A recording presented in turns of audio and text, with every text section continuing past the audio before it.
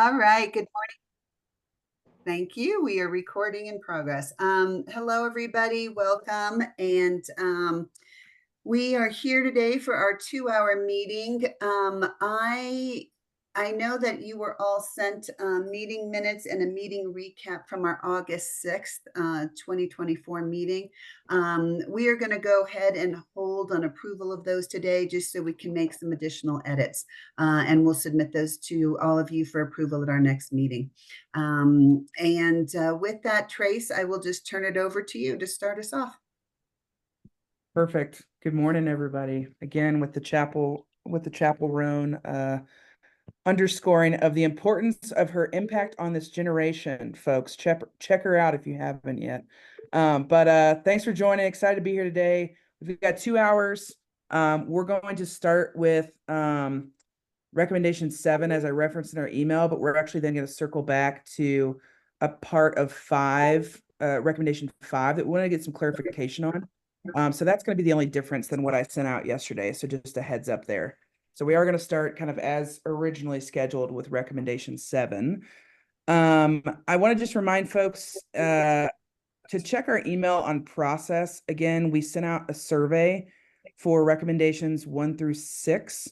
And those include the edits from our last meeting. So if you were there, ensuring that 1, we captured the conversation that you feel like we had around what you all would like to see. And 2, if you weren't there, it's your opportunity to give feedback on each of those individual recommendations that we did go through. With that, and then after today, we're going to be sending out a piece on 7, and also if we make any substantial edits, I'm assuming Jordan, to 5, when we go through that today, we'll also resend the piece on 5. So just a heads up there. Any questions from that email or anything I just stated, just kind of on process? Again, we're kind of coming to the finish line here on these recommendations, so just want to make sure things are super clear around how we're getting to the end on this work. Any questions? Just jump in if so. I have a comment and a question. Please. Yeah, please. The next meeting in September, I will not be in town. Okay. And I know that there's like lots of voting and things like that for this. Would you want me to do proxy? Would you want me to do something prior to that? How would you like me to tackle that? So we're actually going to be doing that via email. Okay. The voting itself, because we want folks to be able to do that. That's just going to be a wrap up and discussion around where things landed. So Janelle and for other folks too, you'll have the opportunity again to receive the final recommendations via email and to vote that way. Okay, sounds great. Thank you, Tracy. Yeah, and the reason we're doing that, Janelle, is just for that exact reason. We don't want, one meeting to then throw off people's ability to vote. So any other questions around process? Okay, cool. All right, y'all. Well, I'm going to hand it over to Doris to tee up recommendation 7, which I'm going to drop in the chat here in just a minute. But I know Doris gives some framing, and then Jordan can jump in, and then we'll give folks some time to read. Yeah, so recommendation 7 is focused on the statewide response to young people who run away, both including standing up or researching and sort of building out a plan for implementing a consistent statewide response, and then actually standing up that response. So you'll see it has subcomponents A and B in the recommendations, which we'll share in a moment. And then Jordan, would you like to give a little bit of context of how you arrived at the language? I know that we had a lot of discussion around this particular topic. We looked at some state examples and sort of teased out the elements that we thought could be relevant to and implementable in Colorado, but want to give a little bit of extra context on how Jordan took the very robust conversation and turned it into recommendations. Thanks, Trace. So good morning, everyone. Happy to see you again. As Doris said, this really was an attempt based on the multiple subcommittee meetings and then the full group meeting that we had to encompass everything we talked about in terms of developing a statewide response unit. just to refresh some of our memories, because I know it was a little bit ago, we also talked about these in the terms of an absconder unit, but decided not to use that phrasing in our recommendation or in our final product. But that was how we were naming it on some agendas, so I thought that just might refresh our memories a little bit. So in drafting this recommendation, where I really started is I went all the way back to the original research that we provided. I'm sorry, did I say Trace? It's early, and I am so sorry, Doris. I did do that. I'm just Yeah, no worries. trolling We're you in the good. chat. I'm trolling you in the chat, Jordan. Trace is right next to my little box on the screen. We're So all I'm family at this sorry, point, so Doris. it's all good. So that's, I went back to the original research that Brian provided on what we could find in other states. And for those who were in the individual subcommittee, you'll remember that we heard from Texas. That was a very unique kind of process that we found nationally, because it was this dedicated standalone unit with dedicated staff with a really heavy emphasis on bringing in individuals with a law enforcement background. As we've discussed that, and you can see that we've tried to integrate that here, we really wanted to be very, very thoughtful and very, very careful about the presence of this unit.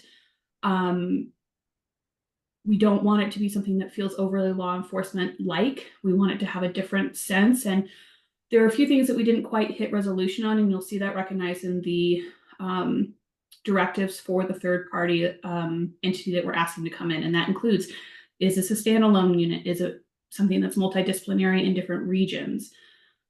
So what we've done is we've tried to create this third-party assessment of the response unit in sequence. So we want them to look on whether you should incorporate into the following plan. You have to do these first 3 points, and then you need to consider these following components.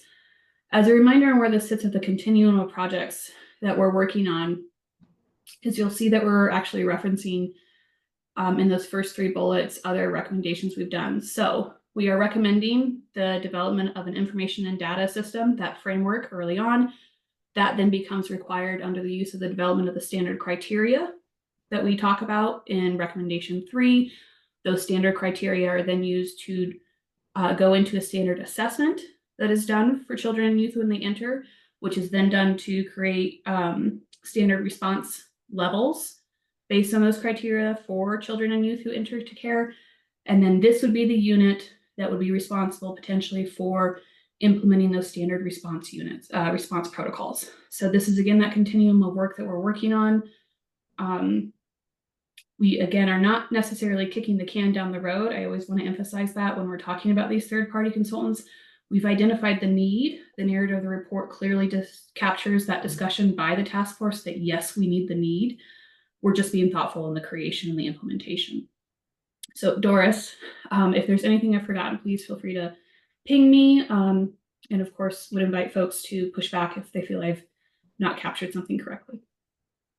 Awesome. Thank you, Jordan. So I just want to touch on, go back to that third-party consultant or institution of higher learning. You all may recall in the conversation that there was a lot of discussion and consideration about how a standard response and unit could apply to different parts of the state, sort of considering the nuance around resources in particular. And so having an entity that's really taking the time to incorporate the standards that are included in the recommendation, but also being able to consider that particular nuance. I think that it strikes a good balance, I would say, in being able to attend to just the unique needs that might exist in different places in the state.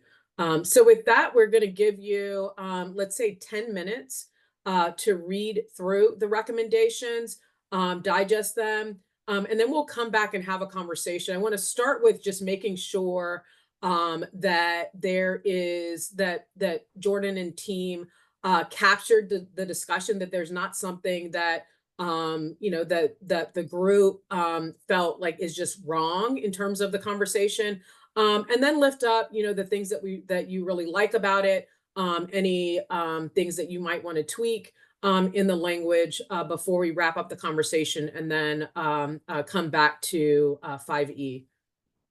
I'm going to pause there and see if there are any questions before you all dive in. Where are we starting again? I'm sorry, my phone keeps cutting in and out. Oh, no worries. There's we're gonna do recommendation 7. Trace put it in the chat. I just re-put it in the chat.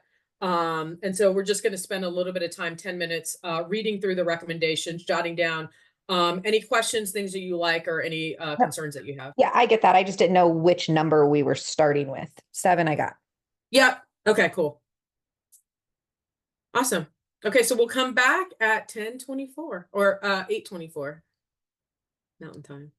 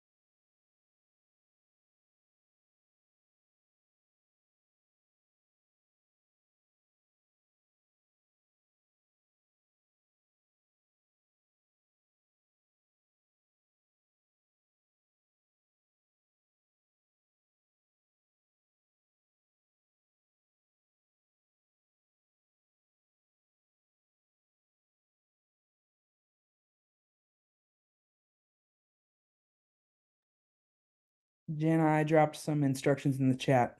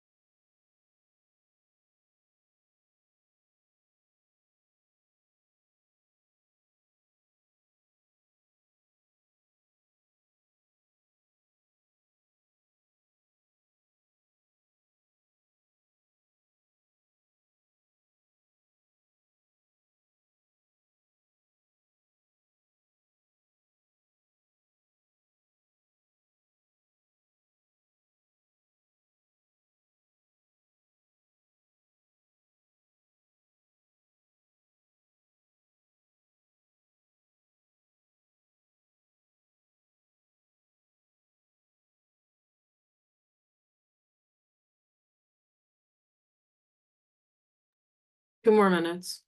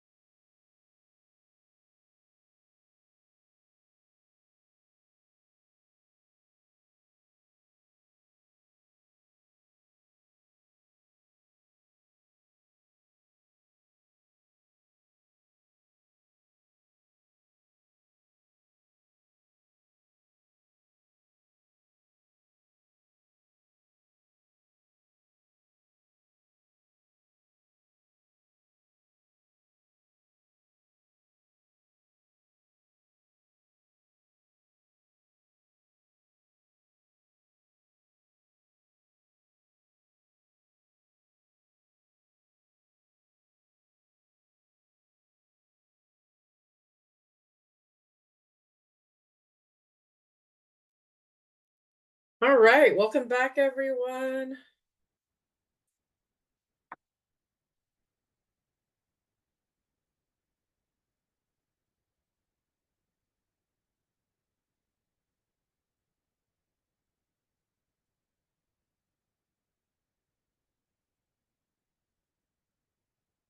All right, who wants to kick us off with, any overarching reflections on the recommendations? I think, particularly members of the subcommittee on our discussion, do the recommendations capture or reflect some of the conversation that we had previously? And if not, what would you say are some of the gaps? Sergeant Carter? Good morning. I did have a couple of kind of general concerns with, I guess, I know that we're asking the legislature to dig in and try to define things a little bit better. But I was concerned that we were a little overly broad. So the information sharing paragraph, so I didn't count it up, I'm sorry. Yeah. Where I'm sorry. I had it straight in my head. I'll go to the social media one because I found that one first. So such data may include health records, past run history, and relevant information, family context. That it's just exceptionally broad, especially the second sentence. Access to various law enforcement databases, social media accounts. Like I feel like we're asking the legislature to do something that is just exceptionally, I guess, exceptionally broad. For this one subgroup of people. And I feel like we just need to be more specific into what we want to give access to. I think some people could easily take exception with the idea of this unit having access to health records in a blanket sense. I don't know that that's exactly what we recommend. If Human Services already has access to the records, I think we address that in other points. If it's a child who has in a private situation, but at a unit, then their parents could certainly consent to the health record release. So I just feel like that one's a little overly broad. The general information, the next paragraph there, the creation of standardized information sharing requirements with law enforcement, Department of Human Services, and other partners, I think, again, overly broad. If we're going to say that there's going to be an incorporation of multidisciplinary teams, then I think we're already incorporating the idea that those multidisciplinary persons would come with access to their respective databases. And maybe an add-on to that sentence, explaining that the multidisciplinary team members may share information with the unit. And then the last one is I feel like, especially with the Department of Human Services most recent, I've seen it in my day-to-day activities. I saw some news reporting about it recently. I think we need to be exceptionally clear that there is a mandate that the Department of Human Services share information with this unit. And I think that was our intent as we brainstormed this particular section, not that they may, but that the Department of Human Services shall share all information. I think one thing that I heard as we were talking in our group is that there are so many things that go into a child's history that we just cannot ignore certain pieces of it. And so the idea of this unit not having access to records because the Department of Human Services or a specific county has decided to restrict them, or especially in records related to adoption, that could be an issue where they tried to restrict or privatize. I think the unit needs access to that. And so I think we need to suggest to legislature that they mandate that very clearly. Thank you, Sergeant Cotter. And then I see, Janelle, you echoed in the chat some of the Brian's comments about, kind of what information should be accessed by or maybe accessed by this unit, so that it's not just, a free for all to gain access to information that may not be useful or pertinent to the youth. Yeah, I agree. And I mean, just misuse depending on who's looking at it or things like that too. We have to be careful. But to echo what Sergeant Cotter said too, if the team is built correctly and this is written correctly, it can say things like shall share the information through their, the appointed person on the committee or whatnot. Not necessarily because it is so broad that it kind of opens it up to say like, hey, what if everyone on this call had that and all of a sudden we can look at Lumen? Like it would be highly inappropriate and wrong. And that could go bad really, really quick, or trails or whatever. And so whoever is appointed to that for that, seat that they're going to fill for this, that it is written in a way that the person that is on the team for that respective place for law enforcement, DHS, whatever it may be, that they shall share through that person. So it kind of tightens it up a little bit more. Thank you. Just jump in and ask for some clarification real quick in draft. Yes, of course. So thank you for all this. It's very helpful. I just want to point out, because we are linking back to recommendation 1A, and I know that we're looking at these in isolation and that can be a little bit tricky, but as it's currently written and based on our conversations, we're trying to link it back to that specific framework data information database that we're creating for the whole system on a continuum. So kind of with that context, I just want to ask, some of these things that we're talking about would go into that sharing system that would allow this continuum of care to look at that information. So I just want to highlight that's currently the intention of that system. And if we're okay with that, and then I think we can definitely write in some language to narrow and to specify people should bring information to the table to discuss this. I just want to make very clear that as it's currently written, that would then put all of that information discussed for that youth into the framework so that that information follows the youth consistently. So again, just trying to make sure we're looking at our recommendations together and how we're trying to piece them together. I just wanted to float that as we kind of go into this information discussion. Yeah, thank you for Jordan.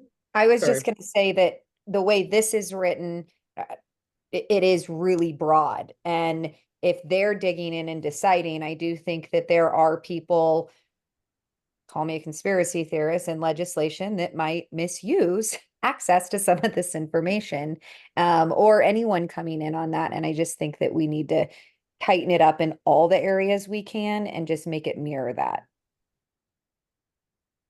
Okay. Yeah, and I think what what I heard from Brian and Janelle is that perhaps including in this bullet, some language or expectations around appropriate access and use of the information solely to benefit the recovery of the youth, and prevent further runs. So something that sort of stipulates the limitations of the access and use of these various data and information sources for the sole purpose of recovery and prevention of further runs.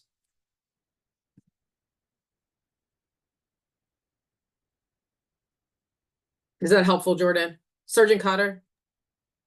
You brought up 1A, and I guess maybe I misunderstood what 1A was. My impression as we were reviewing 1A was that we were looking at some sort of system to help inform the response, but not to a specific child. So we ask in 1A for a bunch of de-identified data. So I did not envision a resulting database about a child that would inform a specific response. I envisioned a set of data that could, like, as a whole, help us understand the problem and help us formulate as a whole a response to children of certain backgrounds or certain categories or certain situations, so that the response could be more tailored based off of like this statistical sample as opposed to information about that specific child. I feel like we do need that specific child information, and I think that in this 7 is what we're saying is the unit that's going to do this sort of coordinating of the response or whatever that ends up looking like has access to that specific data through trails, through MDT partners. So I guess I didn't really read our 1A recommendation the same way that you did, Jordan. That's no problem. I'm going to drop the PDF that's in the external folder in here so everyone can see the recommendations that have been put forward in the surveys, just to provide that context, because I think it's important. But as 1A is actually written, this is meant to be a database where we collect information, both, yes, that we report out on a de-identified basis, but that creates some kind of functioning database for children and youth who run from care, that we can collect information when they come back, that we can enter their criteria to, that we can enter their response types to. And by the way, we can narrow what we do for this unit. I just wanted to be very clear that we want to make sure whatever we're doing syncs up with 1A as it's written. So I just threw that in the chat if folks want to take a look at that too, to see if that helps. Thank you, Jordan. Any other like overall reflections, questions, comments, or concerns about the recommendations here in 7? Stephanie? Yeah, I just wanted to go back to this discussion on data. Again, this is a high level recommendation, right? It's designed to guide whomever may be appointed to sort of land this project, right? So I think we can keep it more general, and it could be just as simple as, at a minimum, information should be shared between law enforcement.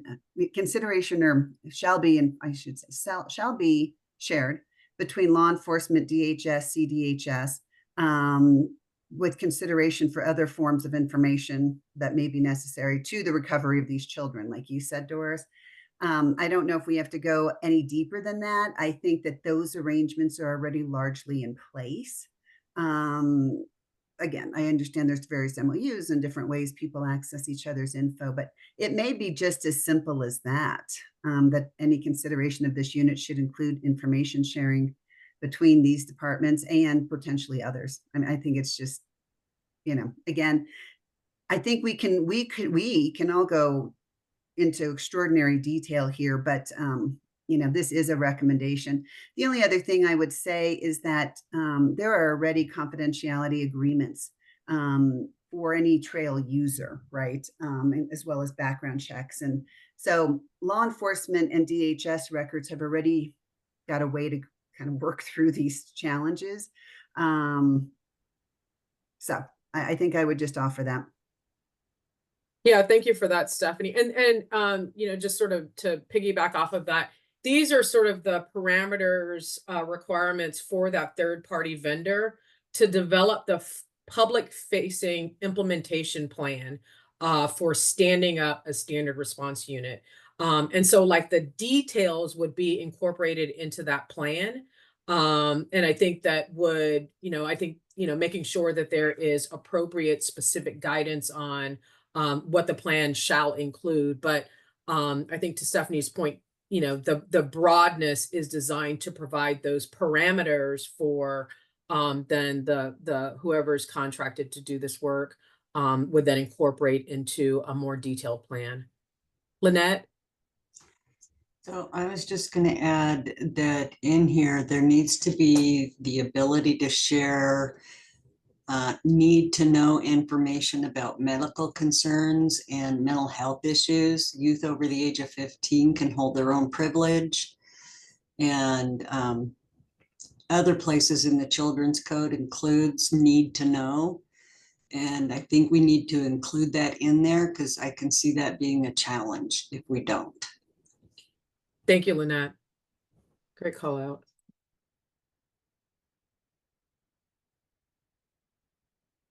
Any other comments, questions, concern, additional refinements? Michelle?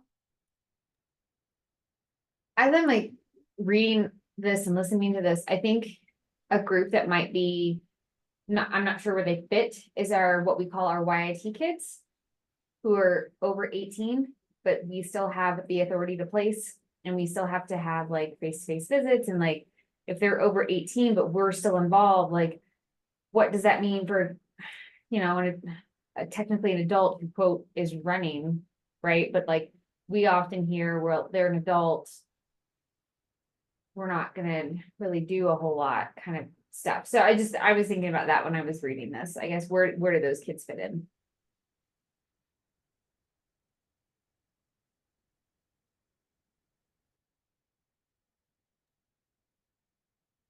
That's a great question, Michelle. If that's something that we think we need to address again under these broad guidance, I would love some language. If you think we need to put something in here that would require the third-party consultant to consider how we handle those instances. Are those, just for clarification, because I'm outside of the Colorado context, are those youth who have lack of capacity or youth who have extended foster care? They have voluntarily opted in. Okay. Here, yeah. That's what I thought. Yeah. Thank you. But you know, they can be in that program until 21. And we definitely have kids who, you know, are 18, 19, 20 and quote run from their placement. So I don't really know where that fits into this. I just was thinking about this when I was reading it, I guess. Yeah, I think that, so this is just me. I think you'd have to put something typically for the voluntary extensions of foster care. There's an agreement that those young people effectively enter into with the department. And so you probably have to put language there as well as into the plan, the recommendations that would be part of this plan. So maybe giving them the opportunity to opt into the same kind of protections of youth who are under the age of 18 and to whom this ordinarily applies.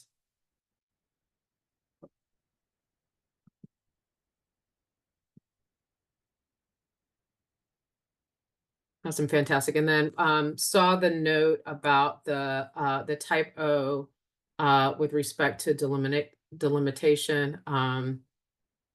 Changing that, appreciate that. Okay, and then Trace responded to sort of the clarification of those young people. Any other additional refinements or, you know, sort of things that you're thinking about that are bubbling up that either might not be included currently in the recommendation or is not clear?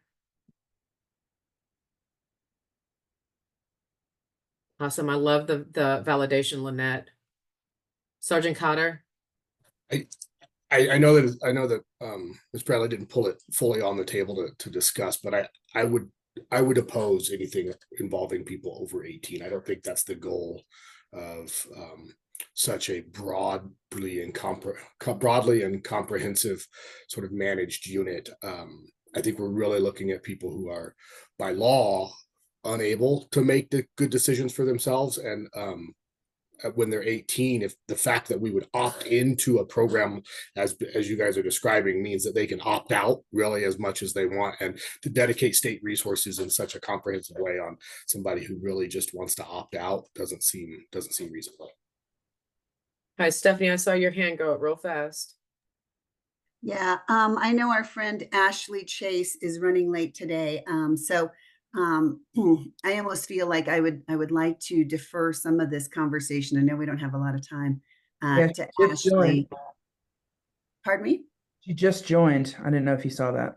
Oh, no, I did not. I just went through the screen. So I think this is a larger jurisdictional issue. I actually think it hinges, the age of 18 does matter in this discussion legally. And I agree, Doris, that those who enter into care after 18 do so voluntarily and under certain agreements. And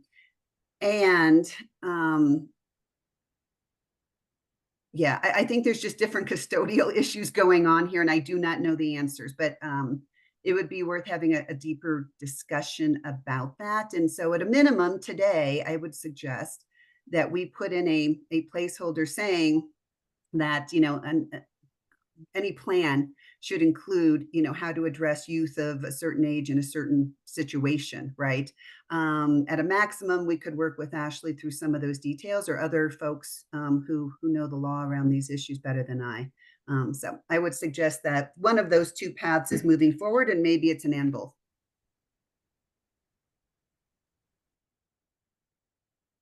Awesome. Thank you, Brandon. Thank you, Stephanie. I didn't know if Brandon signed off already.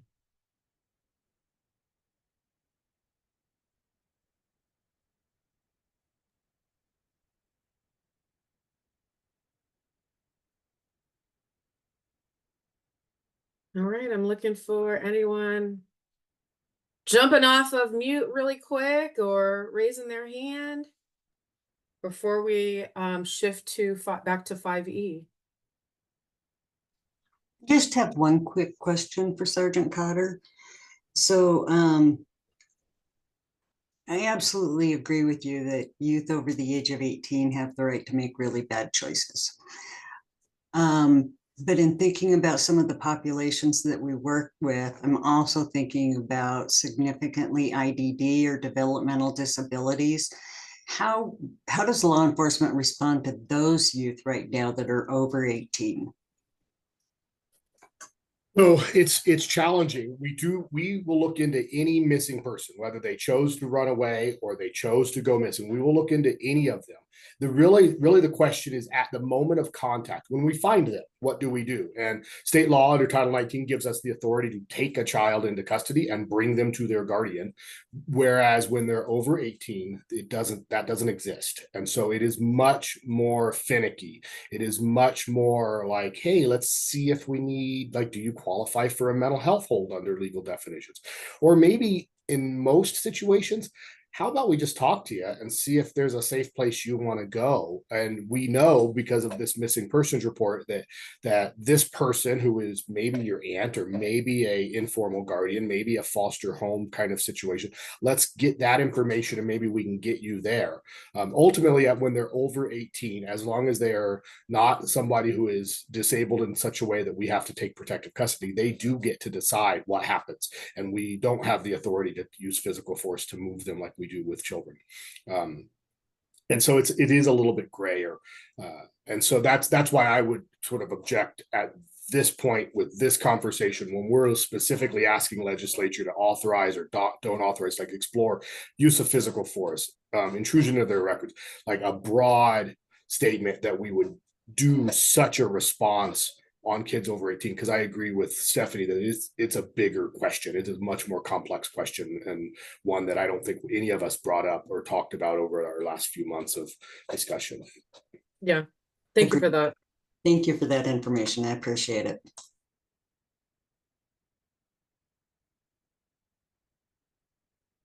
All right. Scanning again. Going once, going twice. Not your last time. So you will receive in the survey the refined language, and again have an opportunity to review, add any comments, and ultimately approve or not the recommendations. So not your last time seeing this. Appreciate the discussion on some opportunities to refine and more clarify, particularly around data access, use, and sharing. Awesome. Thank you. Passing it over to you, Trace. Yeah. Hey, everyone. So we're going to pivot real quick. Appreciate that conversation to back to 5, and I'm going to drop back in the chat. I'm dropping in the full doc that Jordan already shared. So if you're already in there, that has all of them. But I want you to hone in on 5E. This is around assessing viability of temporary placements. And so we want to get clear with folks around what is the what here? What is the ask? What are we trying to say? What do we need? What do we think's possible? What are we hoping for? And honestly, we had to take a bit of a stab on the writing side to get at what we feel like folks are saying, but we're not sure if we quite nailed that. And so we want your feedback, and we want to kind of wrestle with that a little bit. So I want to give you, we just didn't kind of, we didn't get to like focus in on that in the last meeting. So we want to just kind of call that out. So I'm going to bring Jordan in to just kind of offer any clarification around where things are. And then we'll give you some reading time to kind of refresh your brain. And then we'll open it up for discussion. So Jordan, do you want to jump in? Yeah, thanks, Trace. I got it right that time. So yeah, coming back to 5E specifically, which is in the current survey, as we were drafting this and as I was reviewing all the conversations and the meeting minutes and the notes and everything, as a group, we never really came to a point where we had this very specific discussion about like, what is it we want to ask for around temporary placements? We recognize definitely the need, and that's been captured in the narrative of the report, the services we think it could provide, the gap it could provide. Some of those included, often if youth have run away multiple times, they may not be able to go back to their placement. Their original placement may not be appropriate for them to go back, and trying to kind of create this option. However, we had a lot of kind of lingering questions around this too. If you scroll down, sorry, I'm going to let these guys figure out the link. But what we ended up doing is there were a lot of things that we needed to kind of determine, because no one actually, as a group, we didn't get over those questions, right? Is this viable under the law? Something that we asked about. Do we have existing resources where this can be done? How many youth do we actually think that a service like this would provide services for every year? So the jump that we made was that we were going to ask the third-party entity to consider the viability given all of these factors. So as you look at 5E, the bullet point list is not new. That is something all of you have seen before in recaps and in surveys. The jump that we made is, instead of directing a third-party entity to necessarily develop it, we were asking them to consider the viability of it before we get into that next step of consideration. So the goal right now is to make sure that that is okay with where we're at, and that we still feel that these lists of considerations that you guys developed previously fit that mold.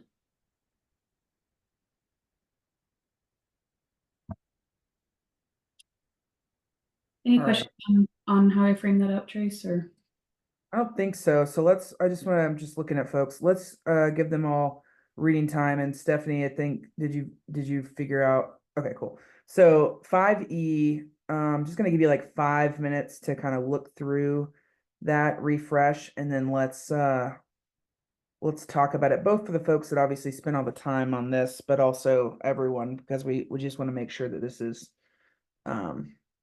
capturing what we want it to capture. So 5 minutes, we'll come back at the 57 and go from there.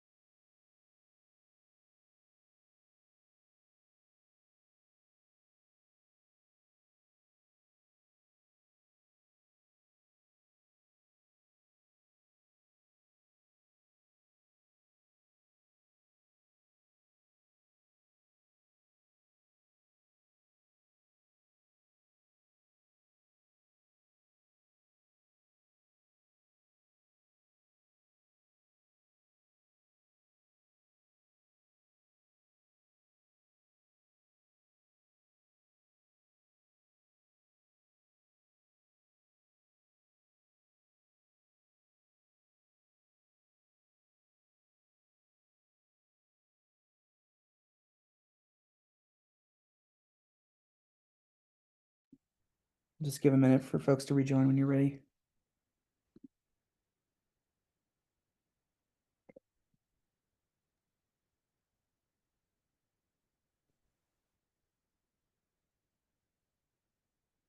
All right, so 5E, assessing viability for temporary placements.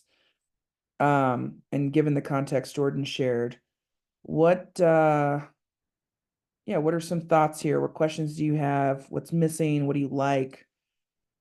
How'd we do? Sergeant Cotter, go ahead, and then we'll go to Ashley.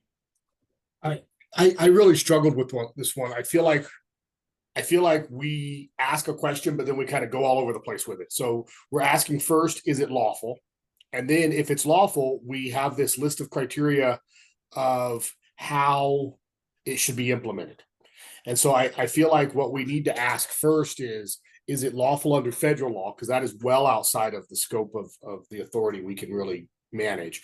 But then second, if it is lawful under federal law, then we should just figure out, are we recommending that they implement this? And here's the guidance that we give in this implementation, or are we asking for them to do more research? If we want to do more research, then I don't know that we need a bullet point of things in the way that we have them written here.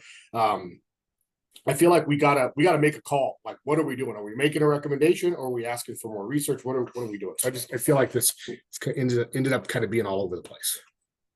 Yeah, and Sergeant Carter, that's a good point, because I think Doris just reminded me that the question that we're really trying to get at is what's the what here? What is, because you're right, if we're asking for more research, I think, Jordan, I'm don't mean to put words in your mouth, but I think if we're asking for more research, we don't need to like give them all the levels, right, and guide them that way. Yeah. It would be more like, actually, we do want this third-party consultant. So yeah, Jordan, do you respond on that? What is the what? And Sergeant Cotter, I agree. That's why it kind of is written so sporadically, is because as a group, we just did not come to that point, and this was our best attempt to incorporate everything. So there's no offense taken that there's feeling some scatterbrain on this rec, because it was just our best attempt to like get at what is the what and how do we want to move forward. So I agree in full. Which we honestly might be able to just do a straw poll here in a bit, Jordan, to get kind of clarity on if those are our two options here, to just drive forward one or the other, whether it's the research piece or a recommendation around this what, and then hash out the what piece. Ashley, and then Lynette. So I would say, well, I have a couple things. I believe that there has been recent legislation in the last 3 years creating similar type of placement. So Daphne Michelson Janae ran one. I was trying to find it real quick and I couldn't quickly. Last year they ran one that had to do with homeless youth, not youth in custody, but I think there are some out there. And so I think the first what would be, would any of those efforts be able to be utilized by this population or not? Two, I have concerns anyway. I voiced these concerns when those bills were going through. We can say that education should not be disrupted, but it's not going to happen. If you put somebody in a temporary placement and they're there for 3 or 4 weeks and then they come back, you are going to disrupt their education. And as soon as they have an extended absence past 13 days, their outcomes and all kinds of things go down the tube. And so I really struggle with this idea of temporary placements without some good idea of what the benefit is to the kid, because I just get really concerned about the disruptions that we see. 3, I think we need to define what we mean by temporary. Does it mean 5 days? Does it mean 20 days? Does it mean 5 days, but you can renew it 16 times and you're in a temporary placement for 6 months? So I think there needs to be really good guardrails. Otherwise, because we've seen it where you have no other place to put the child, so you're just going to leave them there, and it's not intended for that, and they're going to be there for months, and I don't think that's what we're trying to do. So if you do something like this, it's got to have really strong guardrails, I think.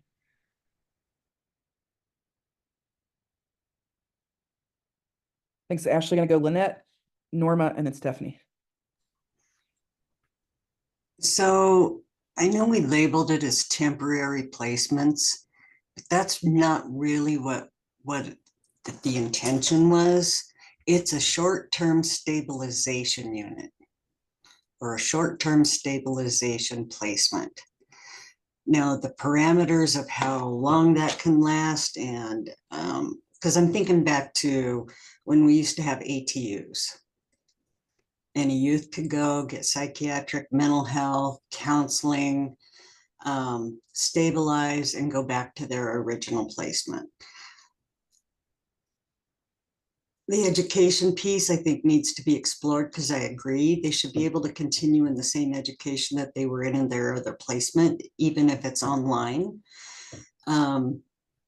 Because disrupting that is difficult. But I don't want to call them temporary placements.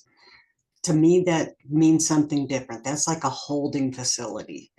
It's the intention of this was, how do we stabilize them?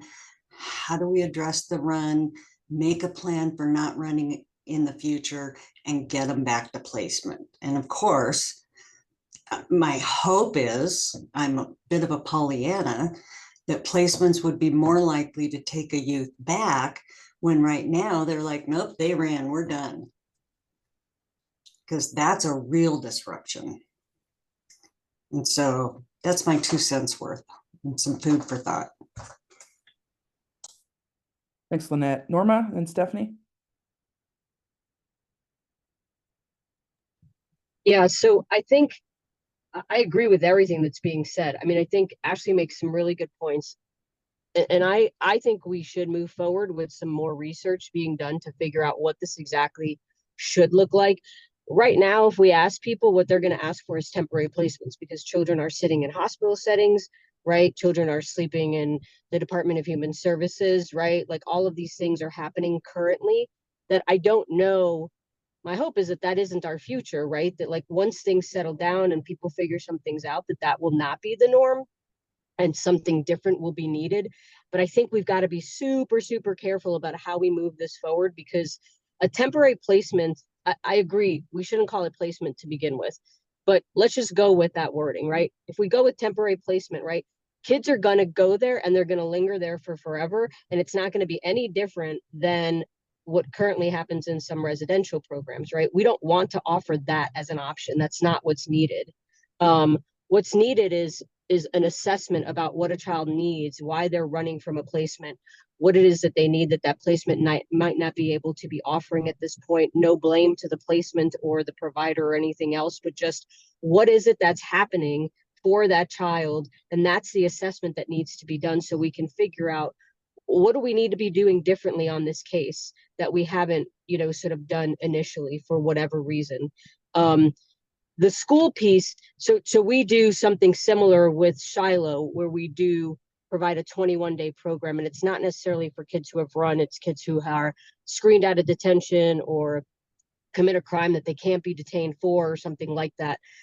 What we end up doing there is we do take kids to their public school every morning, so there isn't disruption of education.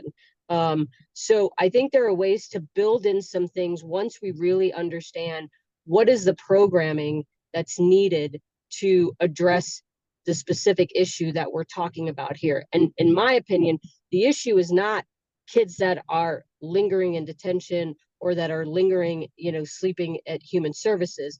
The issue is kids that are running, right? Kids that are running from placement, and that we see that there's a revolving door. They're coming in and out of placements or things like that. Those are the kids that we're trying to target with this specific thing, in my opinion. So that, just wanted to share those things, that I think we need to be really, really cautious about how we move forward with this, because it could get, a whole mind of its own, just go in all kinds of directions that we're not intending to have happen. Thanks, Norma. Stephanie, you want to jump in, and then I've got some thoughts here. There we go. Yeah, I guess what I'm hearing from this group is that we need a thorough post-assessment process. In other words, once a child runs and they are recovered, that there's a lot of work that needs to go into understanding why they ran, if it's the best placement, if not, what's a better placement, all of that. And I guess I have a couple thoughts. One, it would be so helpful, and Lynette, I would love your thoughts on this. It feels like to me we already have supports in place. They're called child welfare caseworkers. They're called case managers in behavioral health settings that are already doing this work at some level. I appreciate it's not consistent. It's not done the same way everywhere or for every child, but it feels like that is a piece of the process, right? Because it's already part of state regulations that we do this. And so I guess I just would like some greater clarity on, are we really just asking for a more robust post-assessment process that is consistent and really works to find out if this child needs a different placement? If that's the case, then we already have a recommendation here, and I don't have the number, that says we want a standardized post-assessment. I think we call it a tool or screening tool or something. Oh, yeah. And maybe it's about making that process more robust than it is to be setting up temporary shelters or placements. So I guess I'm just hearing a couple things, and I'm just not sure if we frankly need this recommendation, if it's better placed in another part of our work. And then the second thing is I just wanted to second what Ashley said, is that, you know, we've spent a number of years on task force that are talking about the placement continuum, right? For all these kids who need a middle ground, right? They don't need to be in place A or C, they need something B. And those efforts, frankly, have gone on for years and have been at minimally successful at this point. So I just point that out as is this what we are really seeking? Or can we put it as part of a larger, more robust post-assessment placement? And or are we already duplicating efforts that just need to be more robust? Those are my questions. Yeah, Stephanie, it's a good point about the assessment tool piece, if that's what we're actually getting at here, because if it's not the physical brick and mortar piece, then what would be, yeah, where else does this already live? Norma, I saw your hand go back up, and then Janelle, and then Elizabeth, and then yeah, I would love to hear some reactions to that too. Go ahead, Norma. Yeah, so I think, you know, yes, Stephanie, there are, you know, sort of venues in which these things should be happening or could be happening or whatever, but the reality is that they're not, and I don't know that they can in the way that the system is set up now. I mean, if you think about it, you know, caseworkers have large caseloads. There's no time to do the kind of true blue clinical assessment that needs to be done to really figure out what a child needs post a run.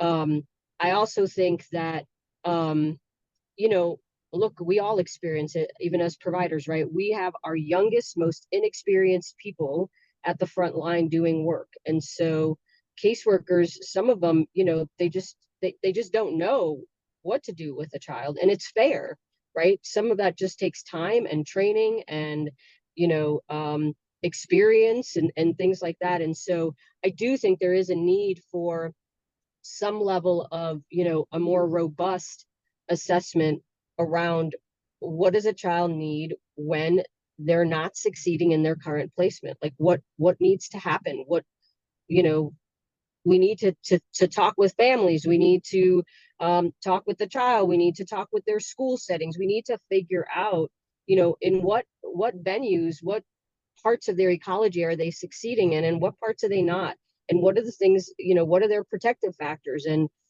what are their risk factors, and then really, and that's just a hard thing to do, I believe, at a caseworker level. I just don't think they have the resources or the time to be able to really you know, do that kind of work, in my opinion. And that's not necessarily case management, that's more clinical work, and there's a difference between, you know, the two kinds of, you know, things, in my opinion. Thanks, Norma. Janelle, then Elizabeth. I agree with, I have something else to say, but I just want to say that I do agree with what Norma said. I know that we're talking a lot about like the caseworker side of things. And for myself, being a case manager and appointed to only certain types of cases, I do have to go in and do some of those things that she said about, but I don't have all of the other caseload coming down that all the other caseworkers in DHS do. So I can focus on those things, whereas they can't because they are so overwhelmed with an array of different cases. So I just want to say I agree with that. And then I also wanted to ask, are we, when it comes to and maybe it's in here and I missed it. I don't really know, but for when a kiddo is on the run, right? Or say that they're picked up on the run, are we carving anything out for out-of-state kids and how that would be dealt with? Because that's a whole different ball game. And a lot of times, I mean, they might have different protocols in a different state, but they are picked up here, right, on the run. And then what those protocols are of where to place them, because a lot of times that becomes an issue as well. Say, oh, well, there's not a run report in Texas, so we're not going to do anything about it, and all of those things. Do you know what I mean? And then here, and then we don't have, and then nobody wants to take them here because they're not a Colorado kid. I mean, they're still a kid. How are we helping them? And do we have a carve out to cover situations like that? Because most times when that does happen, they just get thrown in juvenile detention to hold them. And that might not always be appropriate either. It is sometimes, but a lot of times it's not. Thanks, Janelle. And Lynette, I see the double hand, so I'm going to jump to you. Just going to answer her question really yeah. quick. Yeah. And that is, there's an interstate compact agreement that runaways from another state do get screened into detention, and then the other state makes arrangements to come and pick them up. I know that. I just saying, but if there is the interstate compact, something that I've been dealing with, I mean, almost on a monthly basis at this point, if there's not a run report, then they will not recognize that. Does that make sense? So I know that it exists, but say a 15-year-old bolted from home and mom didn't report her as a runaway, then no one's going to take custody or responsibility for this 15-year-old. But no one's like, well, we're not just going to let them walk out the door. So it becomes this issue. So that's why I was saying, I'm wondering if we need to put something in there that makes it so Colorado can actually act without there being a run report from a different state, because those interstate compacts aren't being recognized if there isn't one from elsewhere. Does that make sense?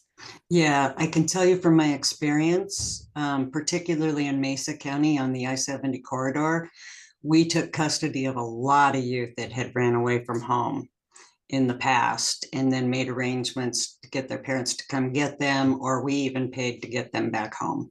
But that's Mesa County. Most of Colorado doesn't do that. It becomes an issue a lot. So I know some counties will and some counties won't. And it becomes hard. And one day they will and one day they won't. And it just seems to be this revolving wave of, I don't really know how to explain it. So I'm just saying clear cut things that we need to do across the board to be able to make sure a youth is safe and all of those things. I'm going to jump in real quick. Elizabeth, would love to hear comments from you, but then I want to come over to Jordan. So Lynette and Sergeant Cotter, if you don't mind, after Elizabeth, I'm going to pause for a second. We only have 45 minutes left, and I want to make sure we're centered in this directive specifically and getting out of this what we really need, just given our crunch time. So Elizabeth, we'd love to hear from you, of course. And then Jordan, I'm going to bring you in, and let's kind of get clear also on what we're needing to get here, and then recenter there. Go ahead, Elizabeth. So I thought during the discussion that we had teased out a lot of things that we needed from this short-term stabilization unit. But then I thought ultimately that Dennis had pointed out that it's just not feasible with funding to pay for open beds in a unit like this, because we'd have to keep a certain number of beds open and then also pay for open beds from their previous placement. That was the issue, because they're going to get stuck in this placement one way or the other. We just didn't have the funding. That was my understanding of where the conversation ended, was that we couldn't make the funding work for units like this. Yeah, the challenges in the Colorado setting. Yeah, I appreciate that, Elizabeth. Jordan, I'm going to come to you. I think the thing that's top of mind for me is ensuring that we're within the charge of this task force. I mean, these are all like excellent thoughts and things we want to capture as far as the narrative and obviously the values and the concerns and questions that folks have, but want to make sure we're also getting at what is our charge here. So can you jump in and make sure we're on the right? I can try. Yep. So yes, all great points. And Elizabeth, you're right. That was one consideration that came up was, is the funding feasible? Is it feasible under the law? Which is kind of why we made the jump we did into, we need to determine this is viable. So everyone's recollections are correct, and it kind of emphasizes the point of why we didn't have a why. But with the time we have left, because we are hitting a deadline, I do just really want to recenter on this question of, and I know we don't want to use the word temporary placements, and we can adjust that, but the question is, what do we want to do with this recommendation first before we expand on it? I hear a lot of concerns. I hear a lot of, we need to think about this. We need to define times. I can just put in a plug. This is the meeting where we do that. So I just want to make sure we're recentering on the recommendation, deciding how we want to move forward, so that I'm not kind of taking swings at it without the group's input. So that would just be my request, Trace. Can we recenter on specifically what we want to do with the units? Do we want to do a research option? We're just asking to do research, and we're going to stop right there and report out on the research? Or are we asking for research to be done in tandem with the establishment of these units? And Brian has put the language for the directive in here, which I thank you, Brian. So again, it's a go ahead. Jordan, let's ask that. I think we just need to steer one way or the other with our remaining time. So and you're saying units, so I'm wondering, is that the right word? I just gave a nice suggestion. STSU, like if we were to adopt what Ashley just threw in the chat. Okay. I was like, where did units come? Okay, got it. Okay. Short-term stabilization unit. So we're asking two things. One, and can you Jordan, can you just put some language in the chat real quick? So like, let's option one is purely kind of as it's written now, which is we need additional research, and here are some things we want, that research consultant to consider, right? But that's where we're leaving it. Two is we are asking for funding for these units, short-term stabilization units. We're going to use that, STSU. And here are the components of that we're asking for. So it's one or the other here, right? As far as this group is concerned. And again, that doesn't mean that if we're asking for the funding and we're asking for these units to actually be a thing, that there would be no further research. Obviously, the legislative process would still happen. And, it's not that we're stopping short of any research, but do we want to make a hard recommendation that these things need to happen? Or do we want to make a hard recommendation that the research to continue, if those units need to happen, is the piece? So Lynette, I want to get to this question before we kind of keep batting things around, and then we're going to go one direction or the other. I recommend that we ask for these short-term stabilization units to be developed. So hold, because that's what we're about to vote on. So hang tight for a second. All right. So again, we're asking option one, should the recommendation be to obtain additional research only? Option two, we recommend funding and legislation to establish these STSU units with additional research of the makeup of those STSU units. Stephanie? And what if you don't want either of those options? Then option three, well, I say just abstain then. So vote option one. We're doing a straw man, right? Vote option one or two, or what if we backed up for a second and we did a vote first? Like, do we want to move forward with this at all, to Stephanie's point? Yes or no? And then we move into, if the answer there is yes, what level of thinking do you want? Is that okay, Stephanie? Because I think that would help. That's exactly what I'm trying to get to. Let me just say this, because Stephanie, I thought you said it well earlier. You were like, if this is like a screening tool, if this is something else and it lives elsewhere in these recommendations, that would be kind of like your impetus to say no to this recommendation altogether, right? Correct. It's like, I think we're good. We're going down this hole here that we don't need to go down, because we're actually talking about something different. So do you want a recommendation around this at all, which would be the option one or two, or do you not? Let's stick with that first. So the first question in straw poll is, are you in support of a recommendation around this as a concept at all? And if you are, could you go ahead and raise your hand?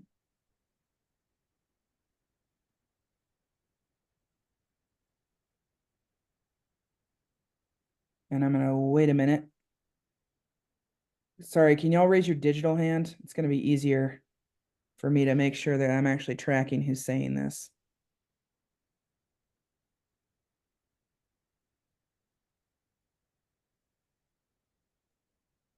Can I vote for both? Is that allowed? Janelle, we're I'm just struggling. no, hold on. We're just voting on if you want this, if we want to then ask those other two questions. This is like, do you want a recommendation around this viability of temporary placements, please? Piece. Okay, thank you. Yeah. So this one's just a yes or no on the concept as a whole.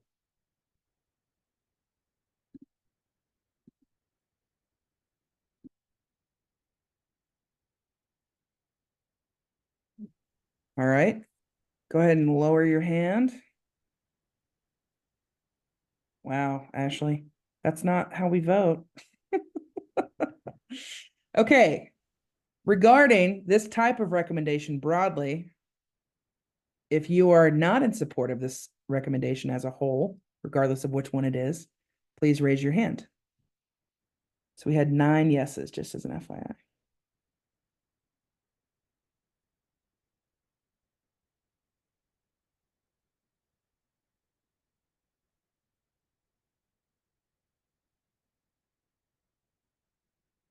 All right, go ahead and lower your hand. And if you are abstaining from this question, please raise your hand. Just want to make sure I'm accounting for everybody.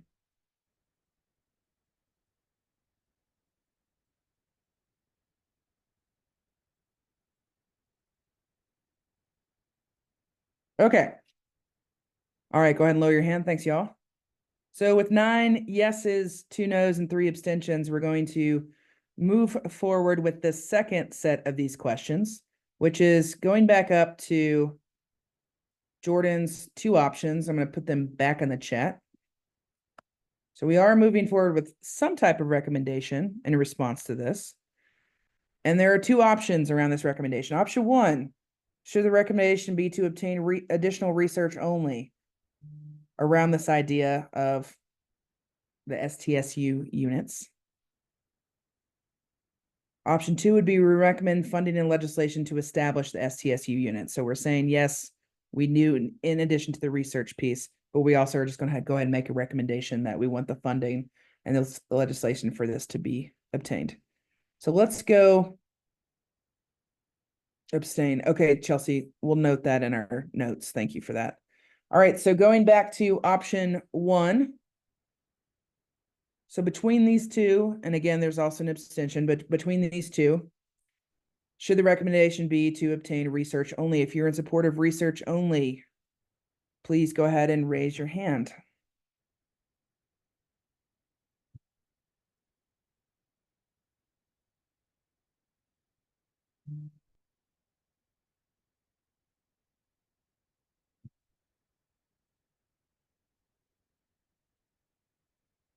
All right, go ahead and lower your hands. Option 2, recommending funding and legislation to establish these STSU units in addition to the research.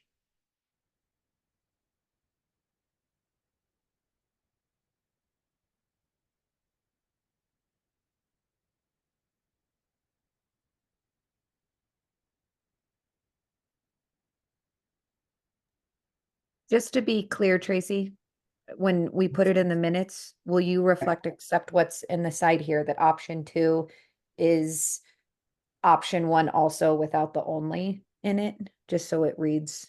Yes, yeah, the additional research piece. Yeah, definitely.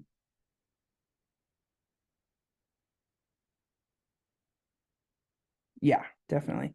Okay, go ahead and lower your hands. And if you are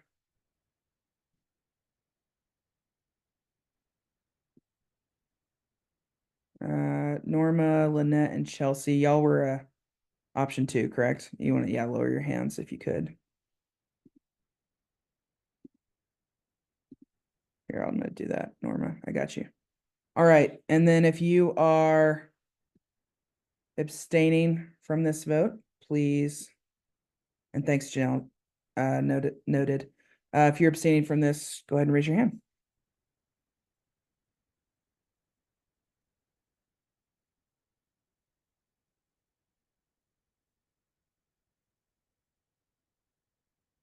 Okay.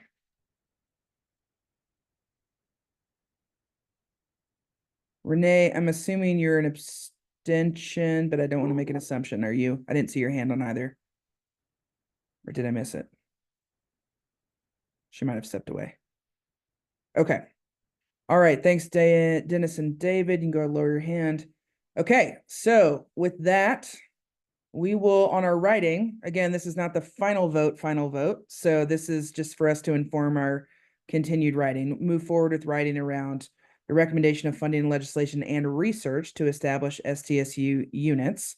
So as Stephanie noted, part of the one recommendation, need research, then implementation, right? So just that the recommendation is there be implementation, but obviously there needs to be further research there. So I want to just pause there. And Jordan, I'm wondering from a writing perspective, knowing that that's the direction we're heading, what further clarification do we want to use the remaining of our time to get around?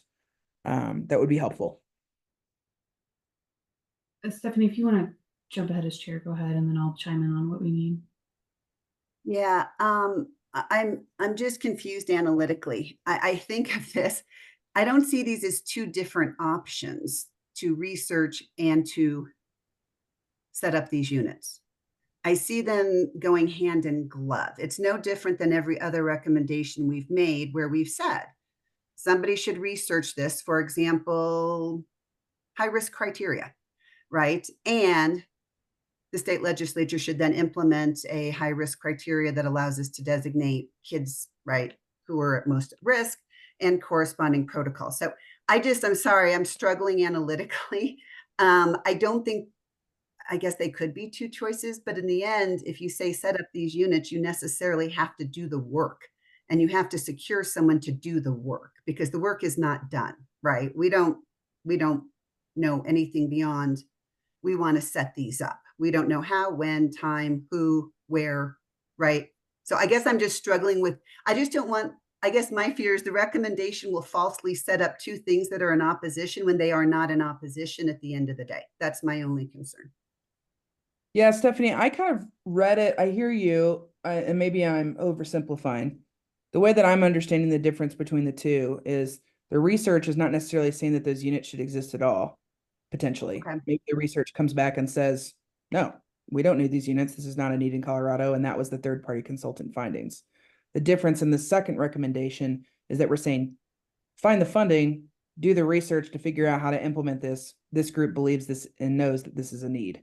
So we're not asking the consultant to determine if the need is there. We're asking the consultant then to do the research on the implementation piece and that the need is already established. That's the difference between the two questions. Then I guess I would ask for an amendment to the last recommendation that is clear that you still need a third party to come in and figure it out, whatever it is, whatever these, stabilization units will be.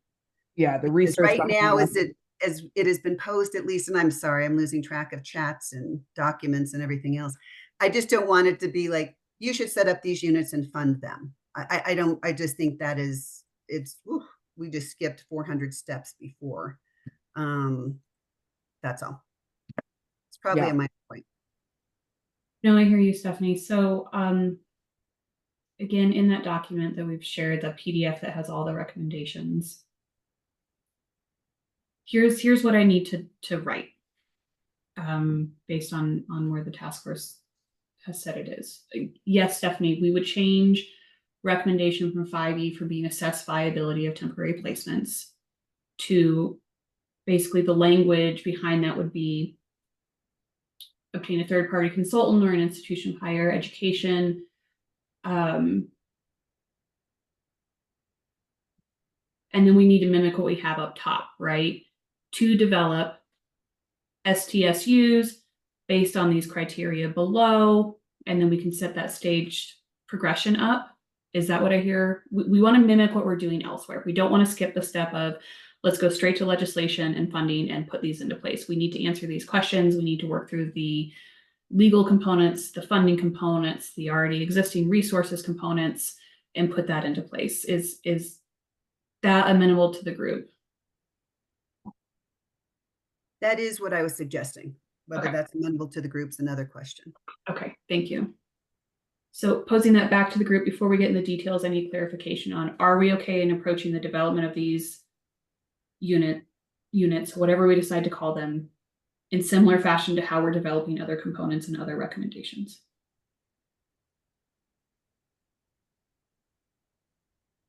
Sergeant Cotter, do you want to jump in? And for what it's worth, Jordan, I think that's how I think that's on us to, I think we make that assumption that yes, and then we put that into the writing, and then we can ask for feedback that way too. But I do think that makes most sense. Sergeant Carter, you go ahead. Yeah, no, I was just gonna affirm that question. I think that's what we're shooting for, is do it. And yes, you have to research it to do it well. So do it. Yeah. Thanks for that. Stephanie? I know I'm being a troublesome person, but I was really agreeable on all the others. So, I get one. The only other question I have, because I was not privy to these subcommittee conversations, Lynette, you mentioned this, I want to use the right acronym, short-term stabilization units. I guess it would be helpful because I am not familiar, and for purposes of the report, is there additional discussion that we can add to that says we used to have these units and they used to operate in this manner? Or, right, I'm just still unclear about the vision. When everybody here started talking about how do we continue education? Are there time deadlines on how long a youth can stay? I just think that there needs to be some meat around that. And my guess is that existed in the subcommittee. I'm just not aware of it. And I want to make sure it translates into any sort of report. Every other recommendation has very robust discussion, right, about examples, other states' use, right, models. So I guess that's my final question to the group about this. And it really goes to the report discussion. Yeah, we used to have units called acute treatment units. They were a step below a mental health hospital, a QRTP. Back then they were all RCCFs, and did not need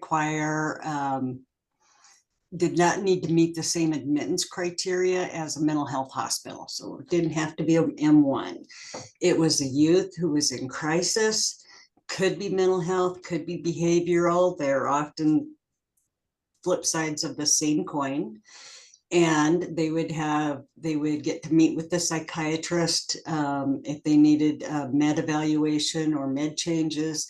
They'd meet with the therapist. They'd have education right there. They would have different things. They always tried to coordinate with the home schools where the child was from, because they could take youth from parents. Medicaid would pay for that placement, or from DHS or other facilities. And so it's similar to that. That was a great way to try to prevent overall changes of placement. So if it's short term and then go right back, whether that's an AFCARS error or not, as far as a placement change, it's still better for the youth. The intent is to keep them with their support system and in their treatment plans. So by creating something that's a little less robust than that, and I made up the name short-term stabilization unit. Y'all can change it if you want to. My vision is that it's a place where kids can go when they've been on the run, they're coming back. I think the one thing that we don't really have in the bullet points is that they need to be equipped to deal with kids coming back under the influence. A lot of placements won't take them until they detox. Some just require a hospital check, because that's a reason that kids get rejected from placements as well as substance use issues.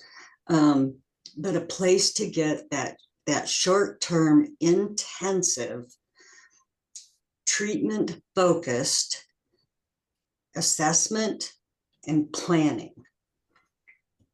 to help them be more successful when they go back to their current placement, or if they have to change, to help them be successful on that placement.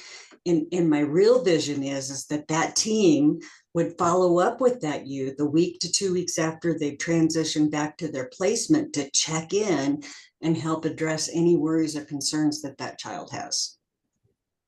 Thanks, Lynette. That's super helpful. And I very much appreciate you've obviously been very thoughtful about it. Let me ask you this. And again, forgive my lack of knowledge. Is there anything within our current behavioral health system that mimics that? Again, I'm just trying to do away with any sort of argument that we're duplicating other ideas. Why aren't we using existing resources? There is not. Okay. Right now, especially since Families First came out, it's either all QRTP or foster homes or PRTF level of treatment.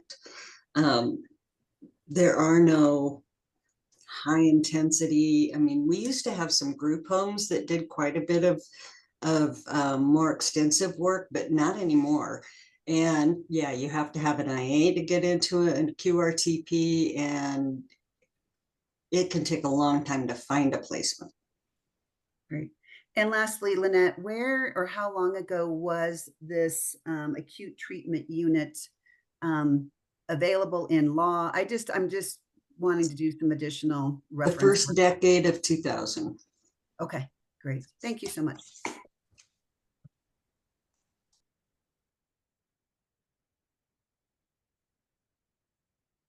All right. Jordan, what? I'm looking at you. I am ready. So here's what I need clarity on to move forward. Some points that have been raised are we have to define duration. Right now, we do have a bullet in here that the third party entity needs to establish the appropriate duration. So my first question to the group, and this is bullet number 2, this will be redrafted loosely that they have to establish this in the development of these units. Does this group want to establish that? Or are we okay with having the third party or institution of higher education do it?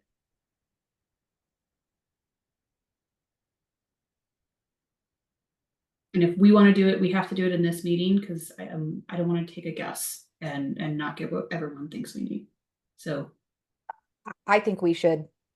I have seen a lot of task forces and councils and put people in the decision-making process that maybe aren't actually doing the work on a day-to-day like a lot of us are, and it tends to go by the wayside real quick. So I think it just needs to be quick and easy. I appreciate that. So then I post to the group, and I am looking at the clock, but these are things that I just do have to answer before we can leave, so I can draft this. What is the duration you want? Or don't want? Or can we put a cap, or can we put something in here that would guide the third party consultant? Let's focus in on that. And Stephanie, I hear you on that was going to be my next question, is like, this feels like a big question, just kind of also say, I mean, we could more put parameters on how you want the consultant to go forward with that. But I do think it's a lot to just say, okay, here's a quick, we got 10 minutes left. What's the actual, the actual piece here? So Beth, why don't you jump in, and then Lynette, but go ahead, Beth. Yeah, I think during our discussions, we had talked about like putting the youth in limbo so that they're not knowing where they're at, right? And so I think it's important for them to know, like, you're here for this duration, right? And then Dennis, I guess, jump in. I thought it was like, it could only be 21 days at this type of placement. Well, that 21 days is the law for homeless youth shelters. But I would like to, if we're going to move forward with this, I would like to try to hold to that. It needs to be really short term. Dennis, can you say a little bit more? I'm just curious. I'd love your feedback on this. Why would you like to? in order for this to be effective, you have to have you can't have kids come in and stay in the facility, because then you're gonna have the facility will just be full, and then kids will run and the service won't be available for kids. So there has to be a fairly quick turnaround. Assess them quickly, find out where they need to be, and they need to move to that next place. And Ashley's point is well taken. Even 21 days of disruption to school is going to be rough. So you're saying that the duration should actually be like more tightly spelled out, because otherwise then it just slowly becomes like any other placement, it sounds like. Is that? Yeah, I'm really worried because this is what happens with our state contracted beds. They fill and then they're just full, and we don't have any openings for when we really need them. Right. Okay. Well, so that narrows it pretty quickly, and I'm seeing a lot of head nods across the group. Michelle, curious to hear, yeah, jump in. I think it's also need to be noted that like the department can only have custody of a kid and pay for a bed that a kid is not in for 7 days. So if a kid runs, right, and hopefully comes back before the 7 days, right, and then goes to the short-term stabilization unit and they're there 21 days, we have to close our bed at whatever placement or facility that they're in and hope that they take them back, because we can only pay for, I hate to say it this way, but a bed or a spot for so long. So and I'm actually remembering that with my situation, where it's like you got these days and then they're like, we have other people on the wait list, so we gotta move on. So what's I guess, what are you, with that point, like, what are you saying? What's the I think we're talking about days in this unit, like if we're saying 21, right, if that's just a number we land on, like, then there's going to have to be some changes, I think, to how long the department can pay for a bed that a kid isn't in because they're in this other bed. We can't like pay for 2 beds. So what if I can just jump in, Trace, and I'm kind of just combine what I'm hearing from the group, because of Dennis and Michelle, there's multiple things to consider. And also Stephanie, is I think that we can write language that requires the third-party consultant to develop a duration that is time limited, not to exceed 2 weeks, but within the parameters of state law, existing programs. Like, we can set the cap, or we can just ensure that the third-party consultant understands the intention of the group, which is this should be a short-term limited placement. I'm just trying to get to Stephanie's point. I think that if we're going to have the third-party consultant come in, and in the way that we're drafting the recommendation, it may be best just to ensure that they're considering things, and that, as we've written in other recommendations, they need to consider the input of the task force in developing this, which is something we can write into the recommendation. Yeah, I think, Jordan, that's just from my perspective, I think that's the only way to go forward here, because there's just multiple competing things to consider. And I think, like, the challenge in these task forces is always, you don't want to put something out there that you weren't intending to impact things that you just weren't aware of or weren't clear on. So I think if folks are comfortable with that, let's take a stab in that direction of what Jordan just laid out, unless there's like any major objections. And again, you're going to have the opportunity to help us, kind of hone in on any of that language that we might be missing as far in Dennis and Michelle. I'm also particularly looking at you all, and from a systems perspective, of if there's language in there that's like narrowing in too much, that we're going to, have unintended consequences around. Because that's the thing that's kind of top of mind for me right now. So I'm good with how Jordan described the next steps. Okay. I'm fine with it. Great.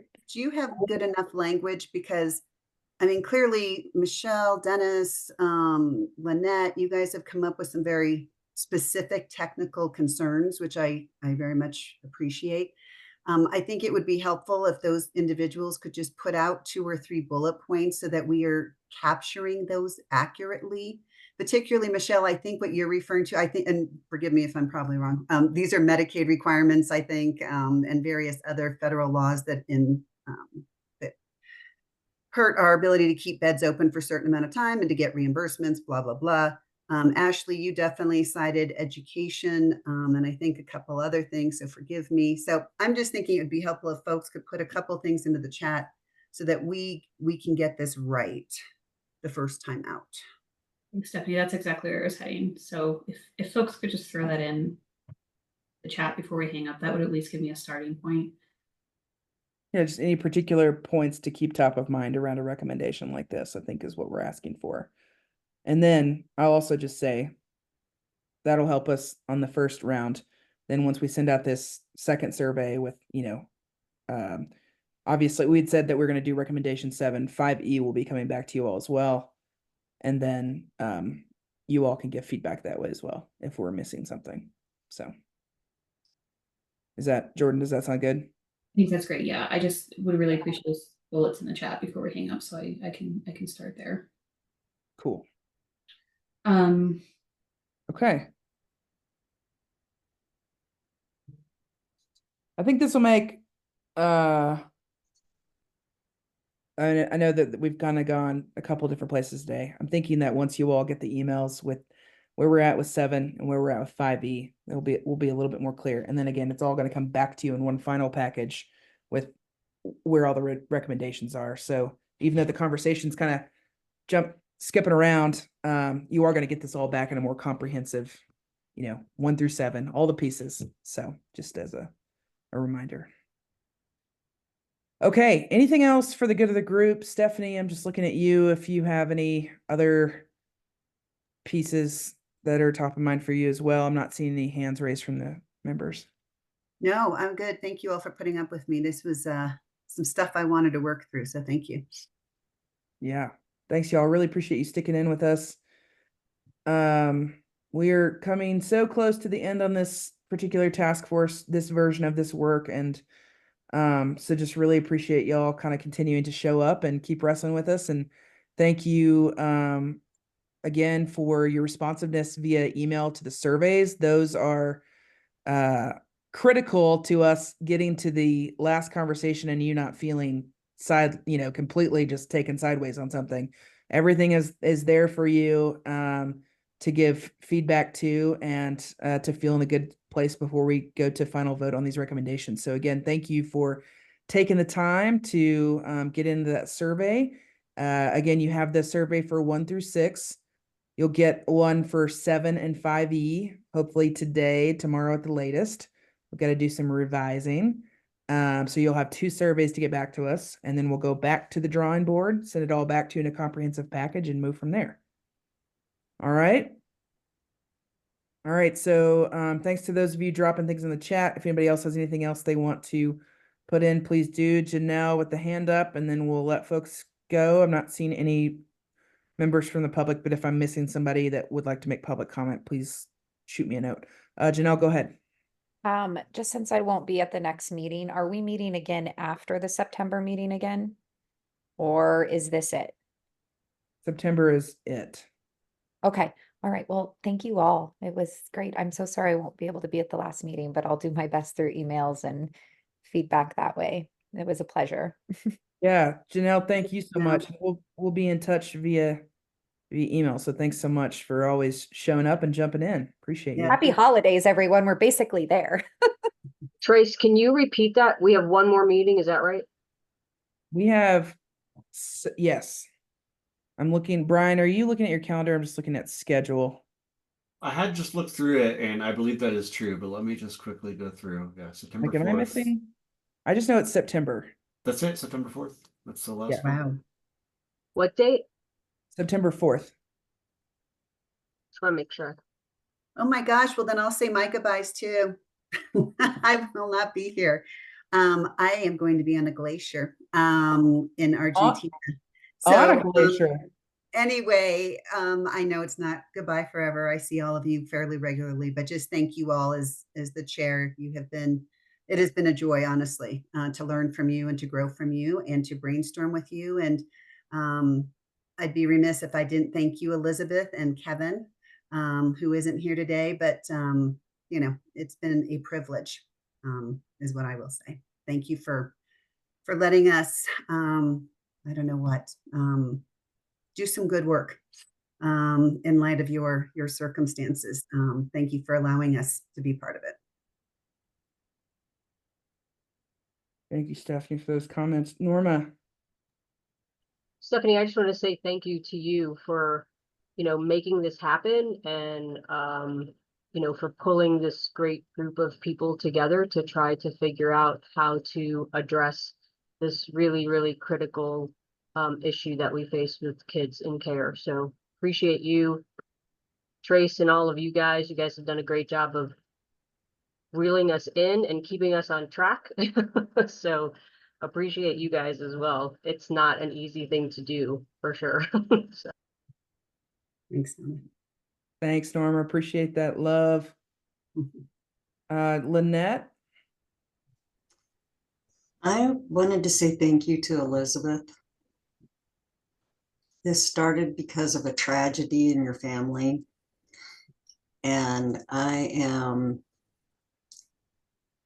am overwhelmed by how involved you have been in trying to make this system better for other people's children. And I just want to say thank you. You're an inspiration. And Stephanie, your office did a fantastic job facilitating and organizing this. It was a huge, huge undertaking. Thank you. Thank you, Lynette, and thank you, Stephanie, for everything. And all of you for being here, being so involved. I appreciate it. We appreciate you, Elizabeth. And Stephanie, I'll just echo. I know most of us will be back in September, but yeah, Stephanie, you're gonna be bummed that you won't be here. So it sounds like a lot of love and gratitude across the group. It's been fun to see all your long-running relationships that already exist here. So okay, y'all, with that, I'm gonna close us out. We do have September to come back and do some more kind of reflection, gratitude, and really see where these things kind of land and shape up. So just a lot of appreciation, and please, please, please pay attention to your email. I know that we've been emailing you a lot over the last 2 years, but these next few emails are maybe the most relevant of all as it closes out, to ensure that we have your voice at the table as we take our votes and refine our language. So just a lot of gratitude again for the work from each of you and your time. And September 4th, we will wrap things up, and we will talk to you then. Thank you so much. Thanks, everybody. Have a good week.